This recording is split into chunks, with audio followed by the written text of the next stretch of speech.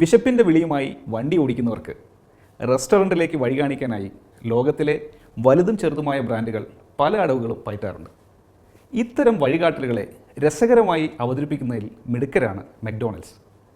2018 അവരുടെ പ്രശസ്തമായ ലോഗോയെ പല രീതിയിൽ അവതരിപ്പിച്ച് കാനഡയിൽ അവർ ചെയ്ത വഴികാട്ടി പരസ്യ ബോർഡുകൾ വൻ ഹിറ്റായിരുന്നു. മഞ്ഞ നിറത്തിലുള്ള ലോഗോയുടെ ചില ഭാഗങ്ങൾ മാത്രം ഉപയോഗിച്ച് അവരുടെ ഔട്ട്ലെറ്റിലെത്താൻ ലെഫ്റ്റ് ടേൺ എടുക്കാനും യു ടേൺ എടുക്കാനുമൊക്കെ ആ ബോർഡുകൾ യാത്രക്കാർക്ക് വഴികാട്ടികളായി.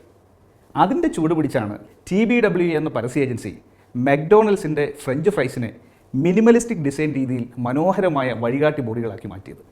നിങ്ങൾ കണ്ടിട്ടില്ലേ, ഒരു മാഗ്ഡി പൗച്ചിൽ നിന്ന് നീണ്ടു വരുന്ന ഫ്രഞ്ച് ഫ്രൈസ് ഒരു റോഡിലെ ട്രാക്കുകൾ പോലെ യാത്രക്കാർക്ക് വഴികാട്ടികളാവുന്നത്.